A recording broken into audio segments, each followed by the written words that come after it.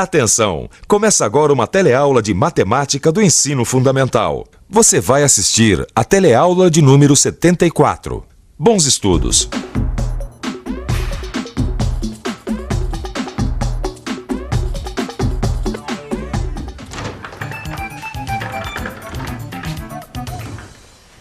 Você se lembra que na teleaula passada, a Cidinha recebeu a proposta de um terreno que chegou com as medidas incompletas? Lembra que nós representamos com X as medidas do terreno formado por 2 lotes que juntos somavam uma área de 2.080 metros quadrados? Lembra que o primeiro lote era retangular e o seu comprimento media 12 metros e o outro era quadrado com seu lado igual à largura do primeiro lote? Agora, você se lembra como foi que nós fizemos para calcular a medida desconhecida desse terreno? 12x mais x ao quadrado é igual a 2080.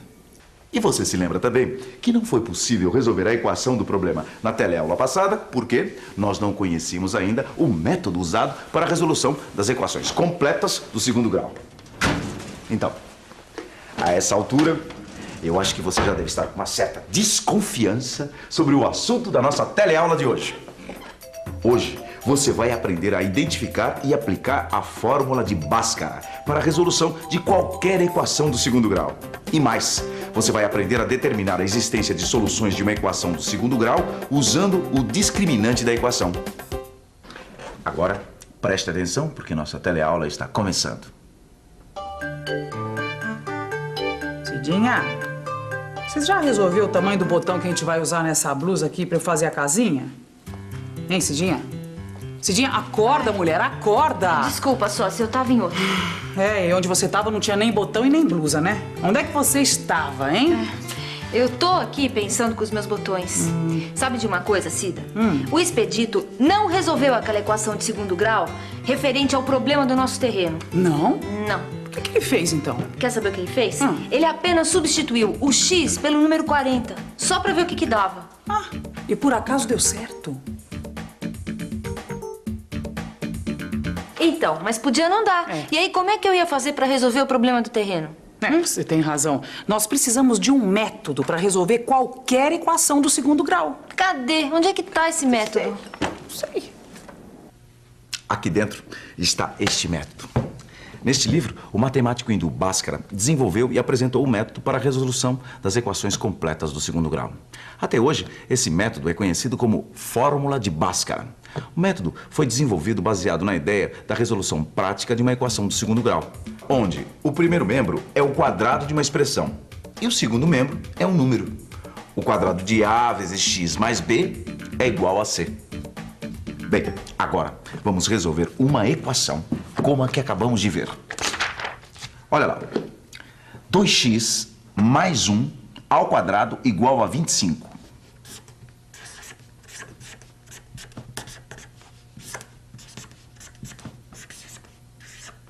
Primeiro, extraímos a raiz quadrada dos 2 membros da equação. Então, conseguimos eliminar o quadrado da expressão do primeiro membro. Para a equação 2x mais 1 igual a mais 5, x vale 2. Portanto, a solução é 2. E para a equação 2x mais 1 igual a menos 5, a solução é menos 3. Ou seja, as soluções da equação 2x mais 1 ao quadrado igual a 25 são 2 e menos 3.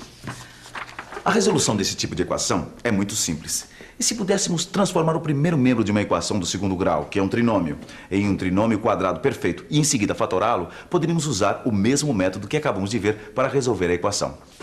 Será que dessa forma poderíamos resolver a equação do problema do terreno da Cidinha? É isso. Talvez esse seja o método que a gente precisa para resolver a equação do problema do terreno. Mas e como seria? A equação é x ao quadrado mais 12x menos 2.080 igual a 0. E o seu primeiro membro não é um quadrado perfeito e não pode ser fatorado. Então eu acho que a gente precisa usar o método de completar o trinômio para obtermos o trinômio quadrado perfeito. Como é que a gente faz isso?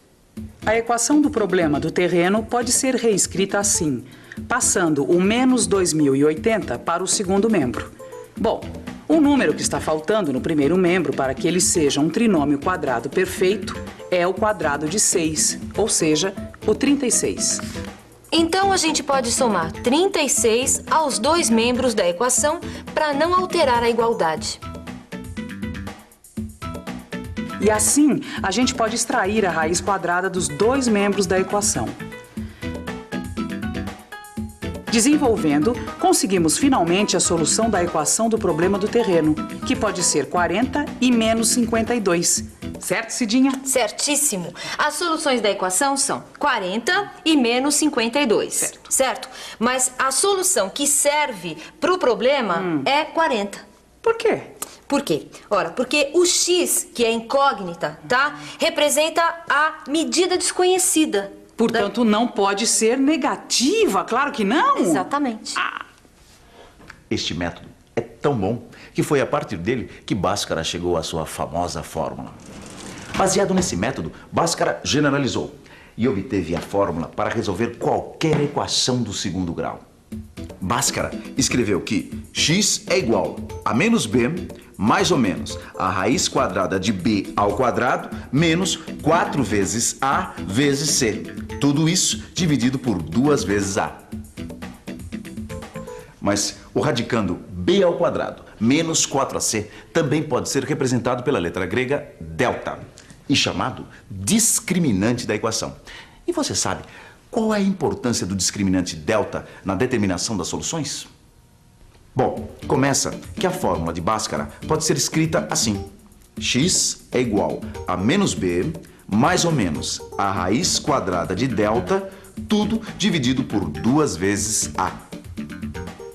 Mas a grande vantagem desse discriminante delta é que ele funciona como uma espécie de indicador.